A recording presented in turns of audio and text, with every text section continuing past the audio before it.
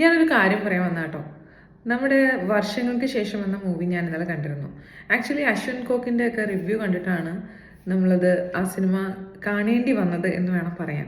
Actually ഈ പറയുന്ന പോലെ ഫസ്റ്റ് ഹാഫ് ബോറിംഗ് ആണെന്നോ അല്ലെങ്കിൽ സ്ലോ ആണെന്നോ, പ്രേമം അവർ തമ്മിലുള്ള ആ ഒരു ലവ് അത് വർക്കായില്ലെന്നും, സെക്കൻഡ് ഹാഫ് നിവിൻ പോളി തൂക്കിയെന്നും ഇങ്ങനെയൊക്കെ പറയുന്നത് ശരിക്കും പറഞ്ഞാൽ ഇതിൽ എത്രമാത്രം ജെനുവിനിറ്റി ഉണ്ടെന്ന് മൂവി കണ്ടവർക്ക് ഇതൊരിക്കലും അക്സെപ്റ്റ് ചെയ്യാൻ പറ്റുമെന്ന് തോന്നുന്നില്ല. കാരണം സെക്കൻഡ് ഹാഫ് നിവിൻ പോളി തൂക്കി എന്നൊക്കെ പറഞ്ഞാൽ കൂടെ പ്രണവും ധ്യാനും അവരുടെ സിനിമയായിരുന്നു. ലാസ്റ്റ് വിനീത് പറയുന്ന പോലെ അവരുടെ സിനിമ തന്നെയായിരുന്നു അത്.